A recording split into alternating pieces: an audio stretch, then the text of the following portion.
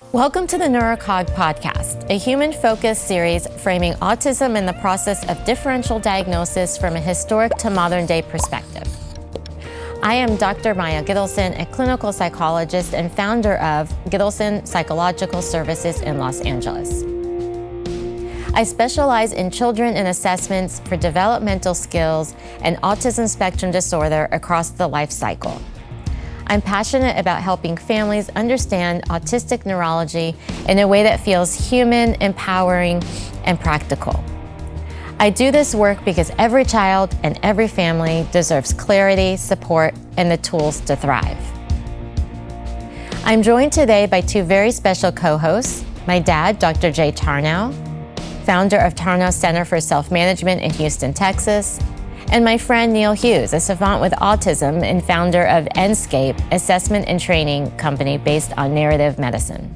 Hi, we're going to start today, Neil, with asking some more conversational questions. Sure. To my father over here. It's my turn. It is your turn to take the lead on asking my dad some questions.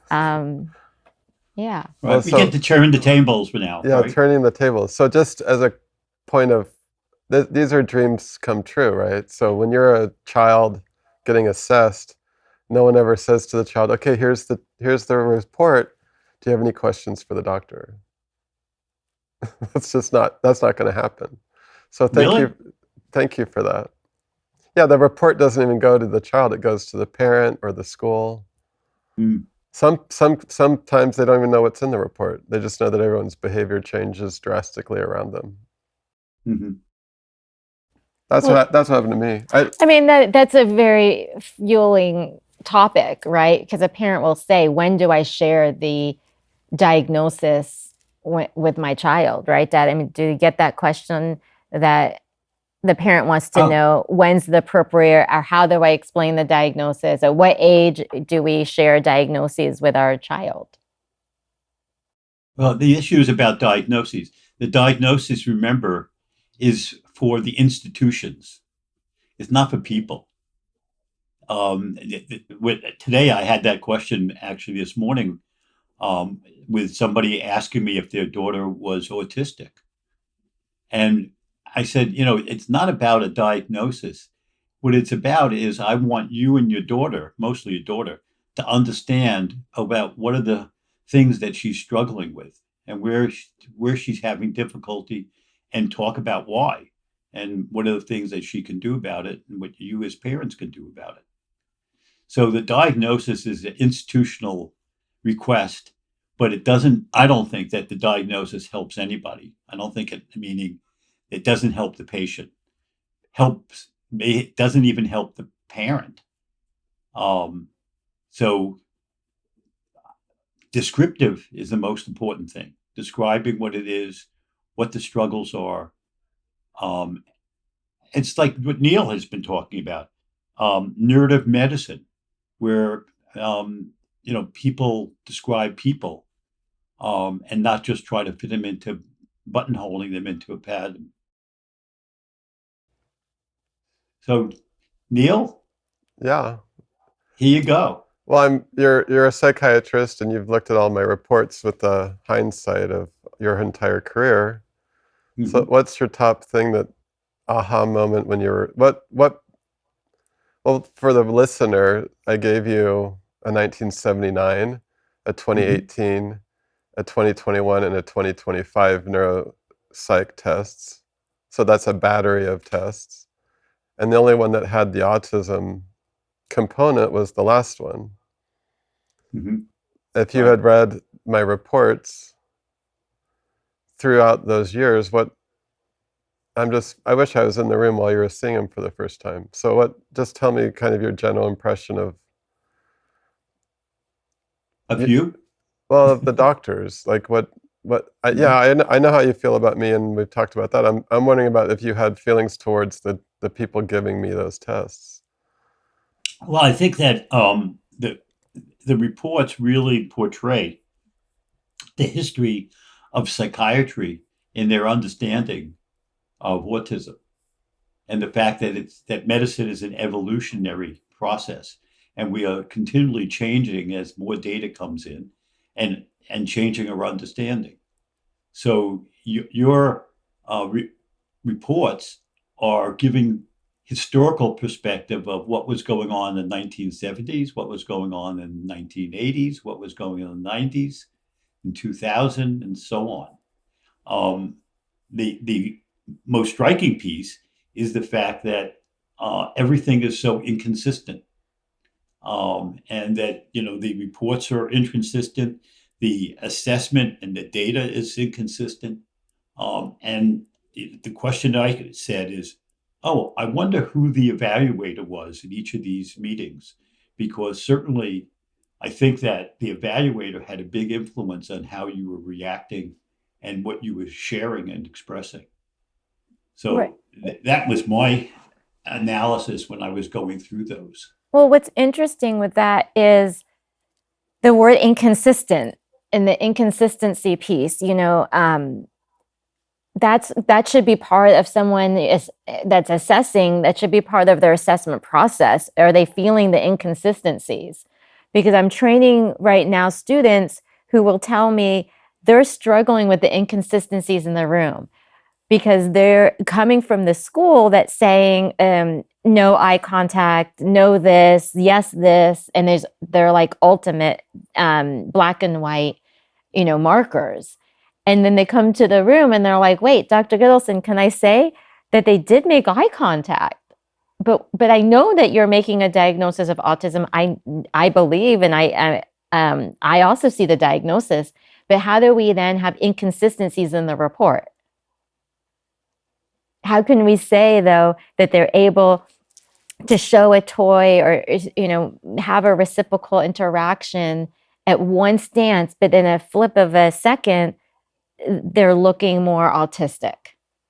And then we're making the diagnosis based on, of course, getting the criteria and seeing that we saw evidence of, but then there's this whole inconsistency that happens. So I think it's interesting you picked up on that, reading those reports, the inconsistencies, because that is kind of like a dilemma as an assessor, that we want our reports because the reader wants consistency.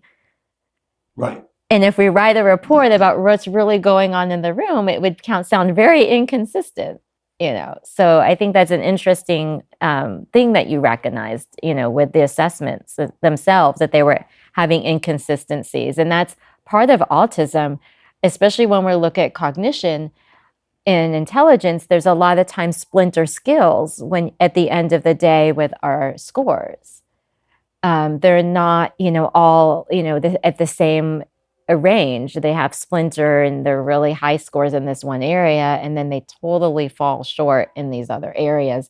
And you have to wonder, is it me, the assessor, that wasn't supporting during one of the activities or the subtests, or did they become disconnected or something happened internally with them? Because on a day-to-day, they're able to sometimes be more generalizing with their skills. Like their parents will say at home, they're able to answer that question, but when you just ask them, they can't answer it. Right. So again, it goes back to what I've been saying this whole time, is it's really hard to hold a lot of weight to some of the neuropsych being the end all for the diagnostic process when you're not able to maybe get the most accurate information. Well, all of us, by the way, during the day have different moods. Right. And different neurological states. Our neurological state is shifting throughout the day. And so it depends on when you're evaluating somebody about where they are, and especially somebody who's autistic, whose neurological system is inconsistent. Right. That's one of the things they struggle with, is that inconsistency and unpredictability that they have in their world. So I think that points out that you have to really be talking about that with the patient in terms of, is this consistent for you? Does this happen all the time? Or is there something special about today? So, Jay, with this segment of our podcast about my record and the fact that you're willing to go through it, how long did it take to read through all that stuff? Oh, it took me about 3 hours. Okay. Because what happened is that when I went and I looked at the inconsistencies, I was always going back trying to figure out why and what it was. For instance, and also since I know you for not a lot of, but a short period of time, but I kept on getting confused about, well, why did they see this at this time and they did not see this at the next time? And so that's what took me a long time to try to figure out. I still can't figure out why you have only average spelling, right? Yeah. Because your memory visually is very, very high.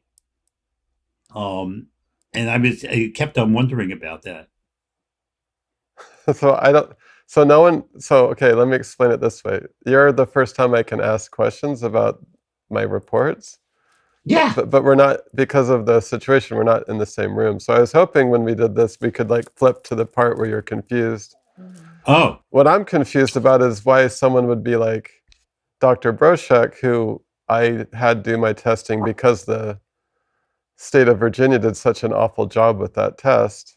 It was awful for me. It wasn't awful for the purpose of the test, but it made me in such a bad light that I didn't have services. And so I'm trying to get my Evoke Rehab situation better.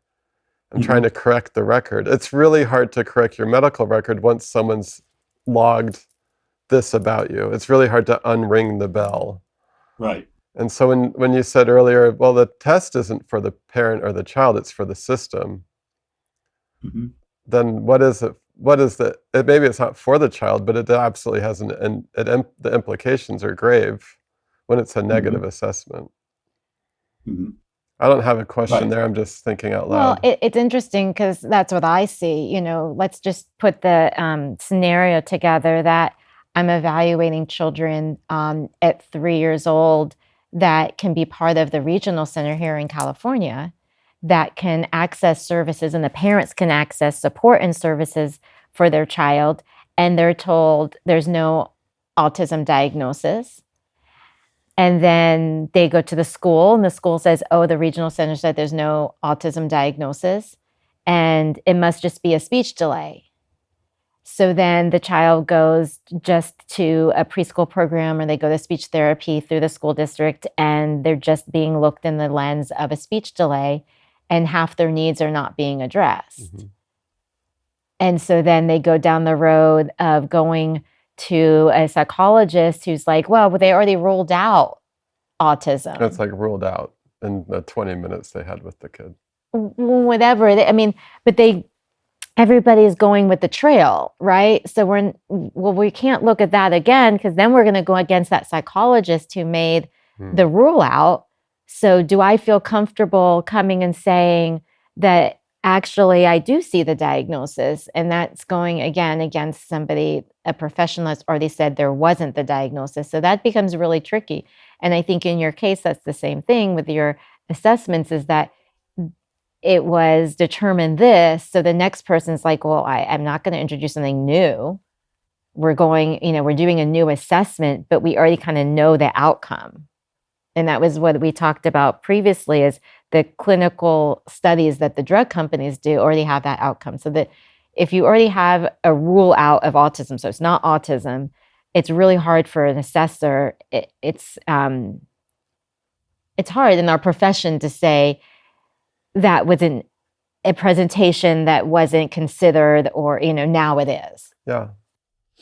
And again, it's the idea that if it's not for the parent or the child, it's for the institution, and the institution is trying to save money. And there's some diagnoses that are going to be more costly than others. In your experience, does that play into it? Are people avoiding even testing for autism because it's just going to be more work and costs? Well, I think that, yeah, if it's done by the school district, everyone has like an agenda, I guess. That's been my experience. Yeah. I mean, I don't know if that's really the experience of an outside psychologist. I don't know, like what their agenda would be. The parents paying for an assessment. I guess the parents, the institution. That's how I think of it. My parents were the institution in 1979, and they got what they paid for. they got justification for calling me dyslexic, even though the report says that I'm not dyslexic. But that's the story that they wanted, and I never got to see the report. I just got called dyslexic for most of my life. I didn't get that first report you read, Jay, from 1979. Yes. I never saw it. I just heard about it my whole life. Uh-huh. I got remarried. My wife died in 2014. I remarried in 2015. And then within 2 years, I'm moving back to Virginia. And I said to my mom, I'm going to be pursuing my victim services. I need my medical report. And then she literally wouldn't get it for me. She came back with my dad's World War II honors. And I'm like, oh, that's great, Mom, but I really need that report. And then she'd go back in the room and she brought out something else in her, this is a chest of memories. She brought out all these positive memories. And I'm like, that's okay, Mom. If you can't find it, it's fine. And then I asked Catherine, I said, Catherine, you get along with my mom. Can you just go get that report? And my wife asked for it and she went and got it. My mom really wants us to have a positive history. I understand that behavior. Well, right. I think all parents want a positive, light, a positive situation. Which the assessment and what you're saying, Dad, it doesn't have to be a negative. It doesn't have to be a label. It doesn't have to be that. The assessment can be getting to know your child and having your child getting to know themselves. Right. So what was missing was I went to George Mason for a day, and it was amazing because I wasn't in chaos. And I started doing games, and I learned those memory cards, and then I never went back there. And I always thought, that was fun. That was good. That was way different. That was really supportive. But then that report became a cudgel. I was hit over the head all the time with this, well, we have the report. That's why you're a problem. And so the institution of my parents held onto that record. And then I used it to apply for my victim services friends in Virginia in 2015. And so my questions for you, Jay, is I really want to know, how does a report affect, if I had met you if I had you as a doctor in 1979, what would that have looked like? How much aftercare would you have given my parents after the diagnosis? Oh, well, my approach is always a family approach. So even even though I'm a child psychiatrist, I always point out that I'm also a family psychiatrist. So my approach is that the child is in that system and we need to treat the system. So your parents would be very involved. They would be in my office. They would be with you, and I would be asking them questions, and I'd be also interacting with them and giving them suggestions about how to be helpful, and being able to understand you better. Yeah, you're giving me chills.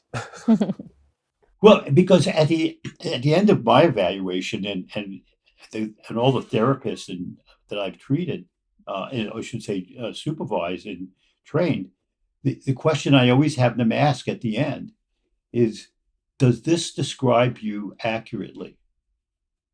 That's what I want them to ask the patient. What I wrote here is, do you think that I've gotten a good snapshot of who you are and what you're about? And that opens a very nice discussion of more material, but it really helps the patient feel like they're part of that report. They're really part of that whole process. So, because I'm feeling, I don't want it to be something alienating and a label on somebody that could carry around the rest of their life. I want it to be something about they learn from and gain from and they can use in their life. Just the way you have, Neil. That's what's happened is you have learned a lot by going through this process and meeting people who could connect with you on your level. And that's been an evolution. That's been your treatment. So, I want to tell you, I think we should get off talking about reports. You guys are obsessed with reports. and what's so funny about it for me is I'm not. Well, I understand that. I mean, I wish that I didn't have to write a report on each child. I would love to just take the approach of having a discussion, unfortunately, yeah. I mean, I'm obsessed because I'm writing reports, like I said, all day long. I see 12, new families a week with their child, and everyone needs a report. So I yes. know, I know, but I mean, and that's why, and I must tell you, that's exactly why I didn't become a psychologist, because my best friend and teacher said, "Why do you want to be a psychologist and write all those reports?" Right. And I thought that was a great idea. No, I don't want to write Right. reports. Right. Yeah. So that's where my obsession comes, because after my Yeah. day, I go home and I sit down and write reports on my weekends. I mean, I'm just writing reports all the time. So yeah, it is an obsession. But I think, in terms of what you just said of what you're calling is like the end of the assessment process is the feedback. I try not to do it as report driven. So Mhm. I Right. actually, I'm talking a lot about reports right now because I feel like there is something to do better. Mhm. What can be done to make improvements on the report, or the improvements, how we're using them. But I have to say, in my assessment process, my feedback is not report driven. So I do not Mhm. have the report in front of me. I have the observations in front of me. I have when I'm thinking about your child. A lot of times I haven't scored those scores. I'm just talking my impressions. And that's how I give the feedback. This Mhm. is, and to understand your child better, this is what I want you to, as the take home. Your child has a lot of sensory needs. It's not ADHD. They need more sensory, integration. Let's address the sensory needs. Right. Your child is not using functional language right now. Let's create ways for them to do that non-verbally, and then start from there, and then work on, generalization and having more verbal means. But let's start nonverbal communication.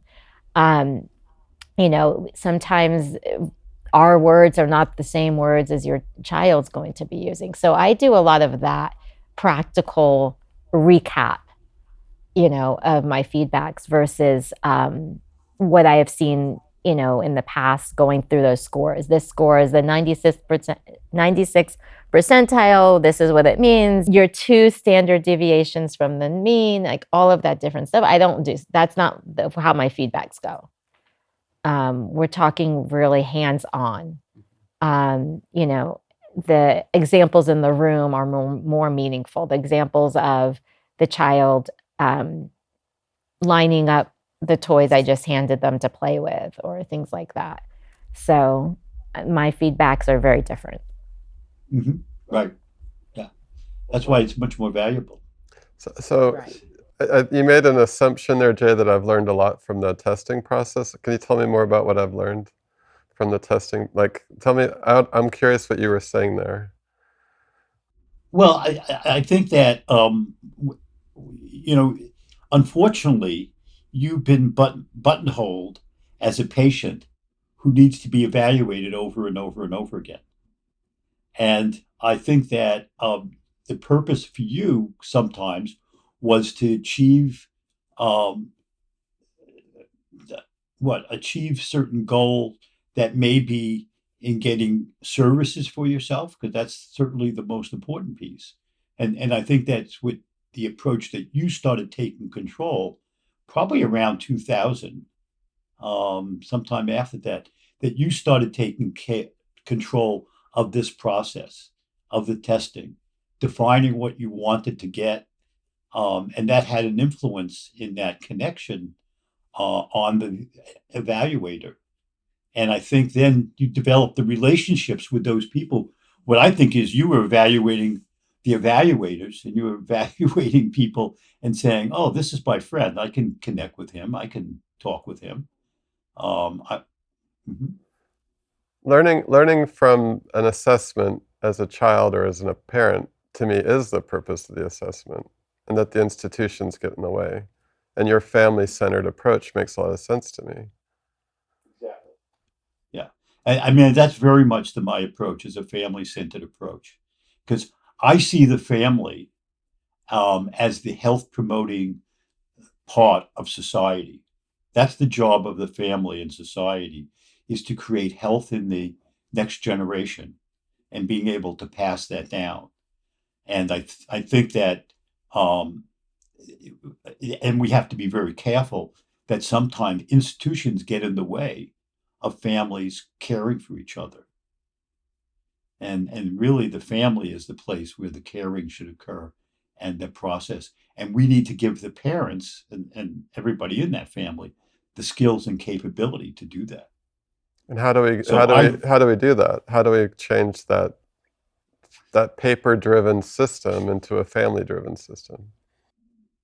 Well, probably the way I do it is having people like Myah, who are neuropsychologists, who can do the testing for the institution, and then they get referred to me.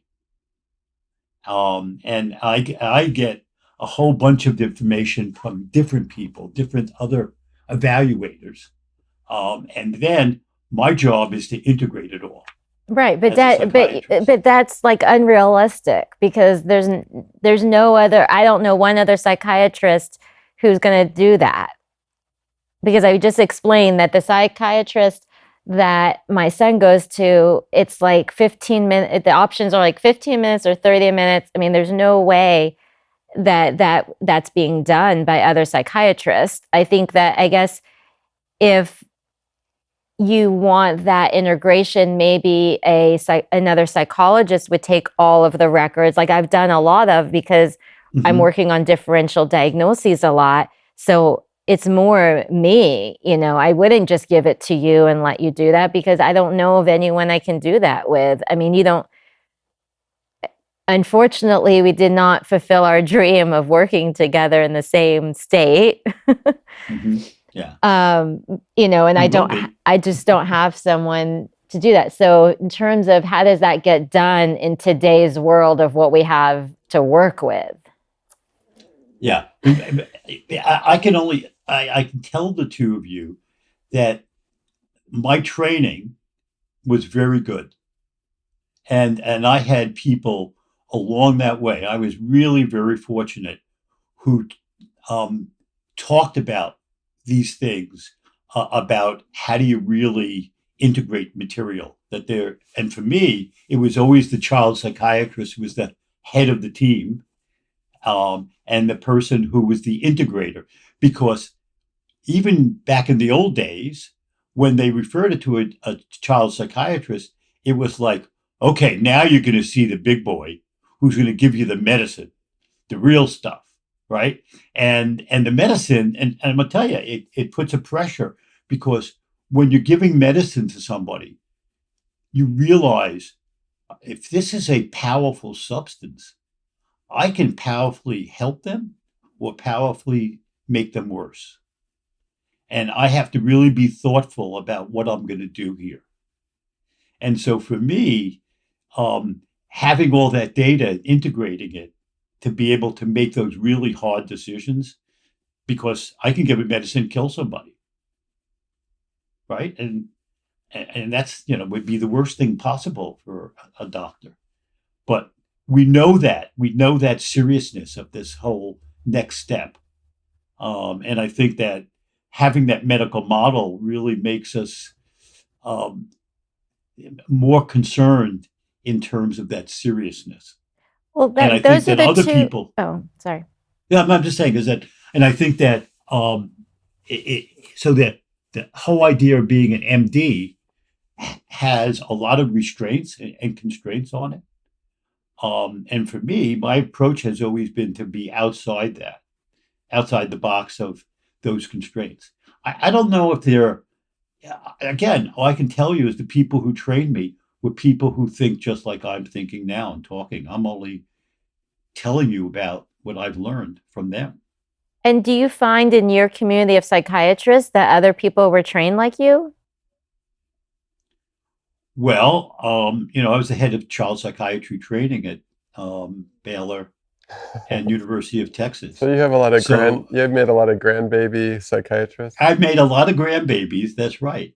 And I really expected them to be able to develop these skills. And no, not everyone was able to do it at all. And but it would have a frank conversation for me when they graduated the program about what their strengths and weaknesses were, just like I would have with a patient about the strengths and weaknesses and what they had to do. So Right. most of my life was doing that, was training people. Well, what's so interesting is that you explained why you went into psychiatry, right? So you went in psychiatry because you didn't want to write reports, but that you but that you actually had a mindset of working in a more psychological framework, right? Yeah, but I want to tell you that there's a reason why I didn't want to write reports, and that is because I grew up with a auditory processing disorder, right? Now that people, calling it dyslexia and things like that, but I couldn't read until I was in third grade. And as a result of it, I couldn't write very well either. Mm-hmm. So I had to have a different adaptation in my life in terms of how was I going to get through school? How was I going to get to that end result? And I really developed methodologies for teaching myself and struggling with both my ADHD as well as my dyslexia. And I had to make it fun. In college and in medical school, I would have groups of other students who came over, and we would act out the material. When we were studying the cell, there was one person who was a mitochondria, and he was the energy guy, and there's another guy who was the nucleus, and there was each part of the cell was acted out by people. That made, for me, when I did that, it made it very alive, and I remembered it forever. Now I'm going to remember it forever. And that's, how I had to come up with, because of that disability, right? That gave me a strength. I think that's the important part of our whole discussion here, is that in the weakness, you can also develop a strength. And my strength is the fact that when I'm with people, I really feel them. I grok them. Yeah, I can feel who they are. And I'm very interested in their story, their verbal story, and being able to connect with who are they as people. And that's my approach. And that's only because of my dyslexia and ADHD. And my father, because, he was your person who carted you around when Yes. you were a teenager, right? and he didn't talk a lot, but when he did talk, he always talked to these pithy, hackneyed sayings. Oh, yes. Like what we right? what we would call today as scripting. Yeah, right. Well, scripting, right? Exactly. Like when he got up, he said, and went to work. I said, "Oh, you go to work?" He says, "Yeah, I'm going to work. $1 a day." And he would go on about all this, hackneyed sayings about that. Oh, yeah. I mean, I remember him picking me up from kindergarten, and he would walk in the room and start repeating hickory dickory dock. And that was his way of entering a space. There was kids, so he's going to be like, okay, nursery rhyme. And he would walk in the room singing hickory dickory dock. So he definitely that was his way of connecting, because it was, connecting with people and connecting with the butcher, connecting with the auto mechanic, connecting everybody wherever he went knew him. Yes. Because of his connection and his way. And I know that you connect a lot. So I don't know if other psychiatrists who go to be a psychiatrist are in the mindset of that connection and psychologically, analytical brain piece of it, because the medical model is so different from us. Yeah, and that's and yes, it's getting to the point where we're getting away from that connection piece in medicine, just generally. Right. Right. I was, recently in the hospital, and everything was a procedure. Mm-hmm. No one ever thought about me being who was there. They were talking about me, and I said, "Hold it a second, guys. I'm a doctor. I understand what you're saying. Can you just talk to me and tell me what's going on and what your plans are? Because I'm a person here, and they were all shocked because, you know, they didn't have that with patients being talking to that like that. So, yeah, but so in that weakness, there's a potential strength, and that's what I like to get to when I do an assessment, and I talk about how do you overcome the weakness with the strengths, and that you have so many good strengths. Let's focus on the strengths and what you're going to do with those strengths. And so that's Right. I my view. mean, But again, so every single one of us, right, are really created by our world experience before we ever get an MD degree. And people don't always realize that. And yes, there are doctors, by the way, who I train who are only into the biological model. That's it. And they only want to talk about medicine. You know, as you know, I only give medicine if somebody's in therapy. right. Well, that's what I was about to say. That's fine. I appreciate the medical model, and I appreciate the psychiatrists I work with, and I think that's great. Let's just work together. They don't have to be that person that you just wear a few hats. A psychiatrist I work with doesn't have to be that way. They just need to be connected with someone else to collaborate with to do that balance. And I am fortunate that I do have psychiatrists that are local that will do that with me. It's just that they don't do that on their own, and that's what I was pointing out, is that you end up doing that integration, but I don't know of other psychiatrists that spend the time to do the integration because they're focused on the medical model, which I'm not. So I'm glad that they are there. But I wanted to say that in terms of the strengths, I think it's a great topic to talk about, because also with my approach of giving feedback, I talk about the taking off the wrong, that the child's not wrong in how they socialize. That's the way they socialize. They might want to socialize by asking the same question, by playing the same game. And, that's okay, to do that, and to reframe it from the parents that we don't want to stop them from lining up the toys. We don't want to stop them from playing the same exact game, all the time. We want to have a balance with it, and realize that they're getting some socialization joy, versus what do we need to decrease or eliminate or work on. It's kind of like how we're balancing and meeting in the middle. I say this all day long. We're trying to meet in the middle where the child is, where you are, where they are, and meeting in the middle and coexisting. Coexisting is a big thing with all of this. And I don't know if those are the take homes that everyone is utilizing in their assessment process. Teaching parents about meeting in the middle, coexisting, talking about what's benefiting, what's helping the child. Don't take that away from them. We've had a lot of examples recently of parents taking things away that are really the support for that child. So I think actually, Neil has that story. Will you share that with Dad? Yeah. I don't, by the way, I don't have any more questions for you. You answered the main question.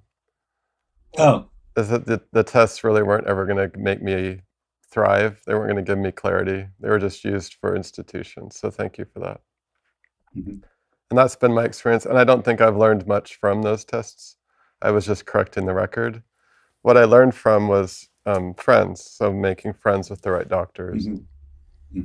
But because I'm federally disabled, I have to work in the state clinic system, and those people are not my friends.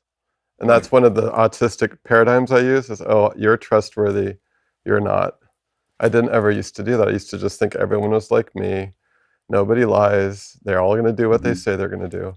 And so that's been a hard lesson, and that was since the 2020s. It wasn't that I took charge of it, it's that I lost faith in it. Sometimes losing faith in the people we're told as children to have trust in, like police, judges, doctors, is that worst of lessons. But it frees us from being so compliant. I'm very compliant when I'm trusting, and now I don't trust as much. But that could have happened a lot sooner.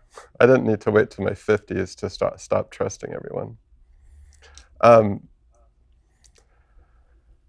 I don't co-regulate with people very well. I co-regulate with skateboards a lot and books, and my bedroom was full of fish tanks, so I had a lot of, in my 16th, after coming out about the sex abuse and being harassed and brutalized and rejected and slandered by my family and the police and everyone else, I turned into my room and I made it like a little zoo.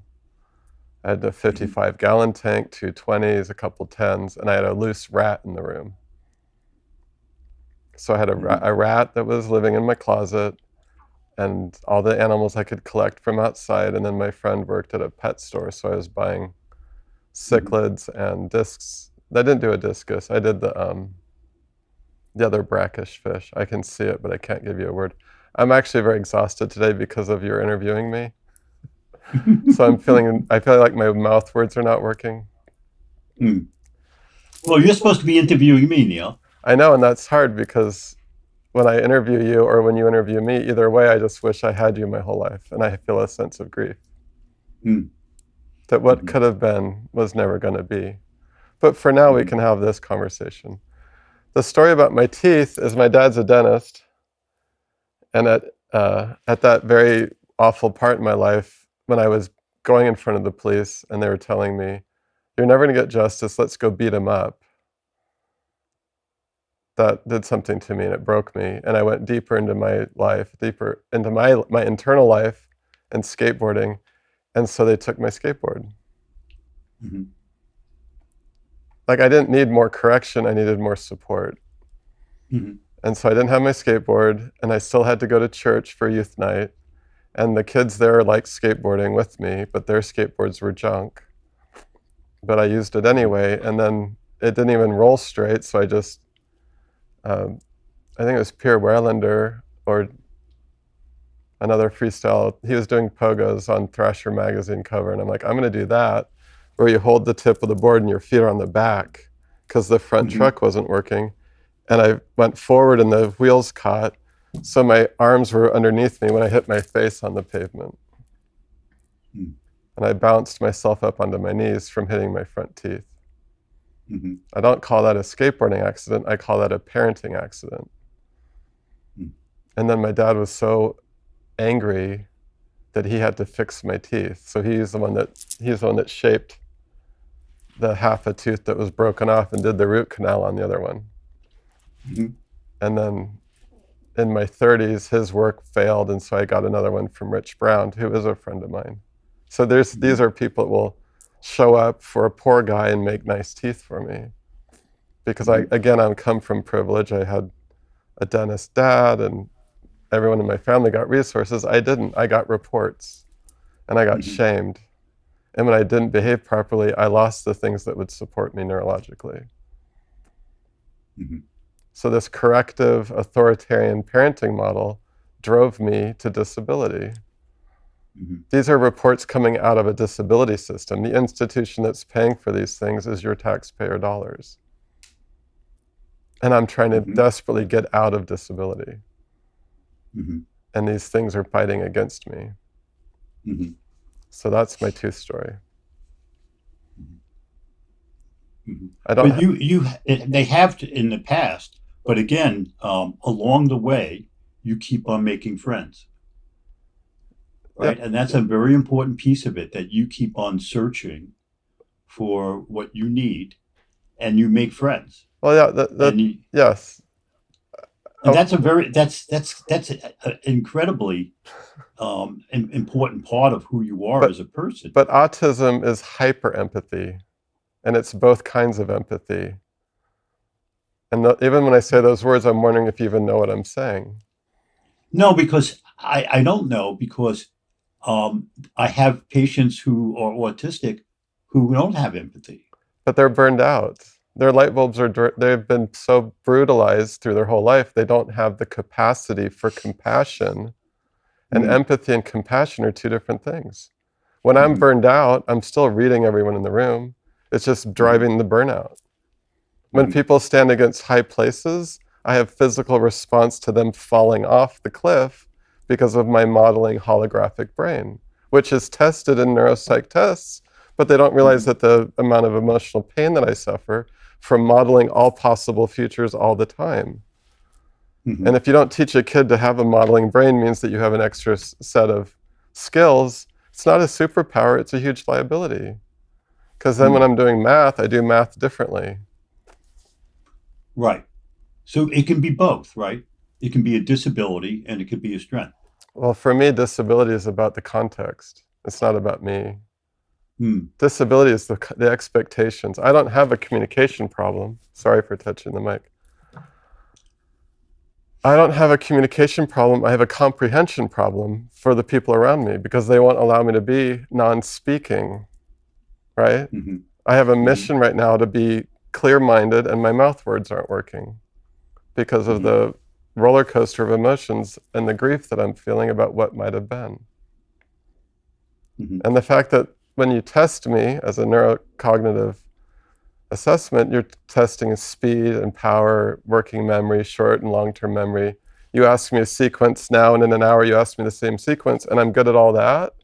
Well, then this guy's going to be amazing. He should do a TED Talk. That's what Dr. Broshek said to me. It's in the report from Dr. Brand. I was asking Dr. Brand specific questions about my previous testing because, unlike what you're getting, none of those were related. They were all done for very different reasons. And Dr. Brand was trying to justify my label that I gave my employer of being autistic without having the diagnosis of autism.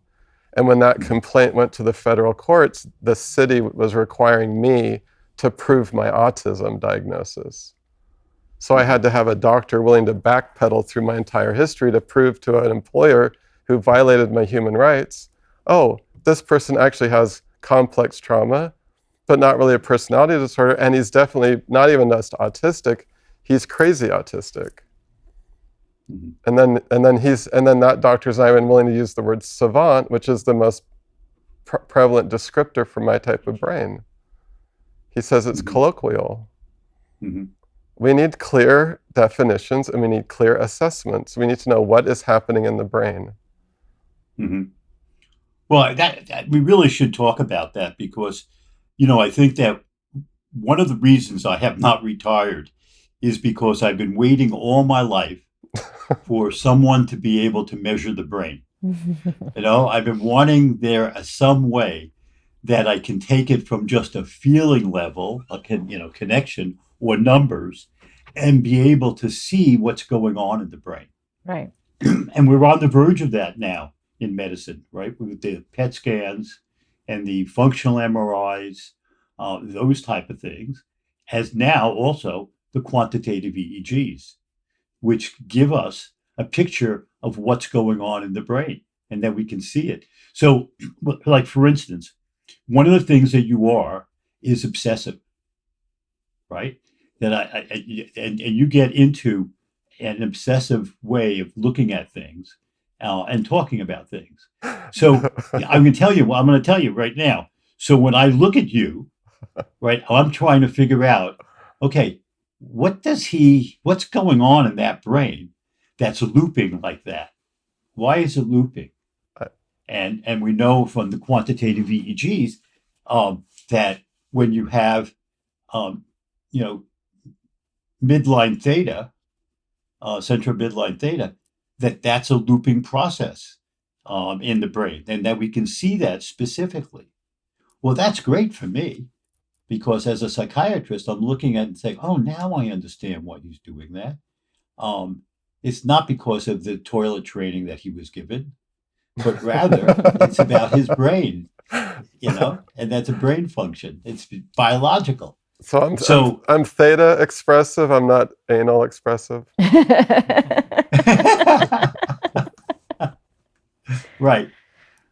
Yeah. And then with some of the other pieces of when you talk and so on, that's how after 25 years of using these quantitative EEGs, how I'm now thinking about people.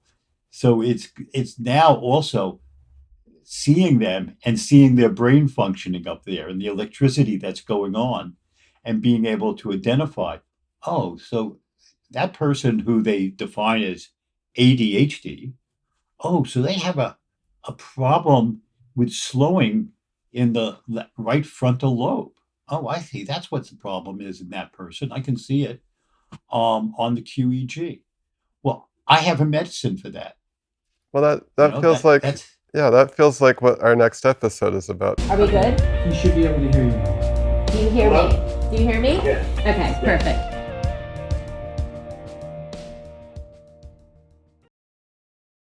Until next time, we're here for you.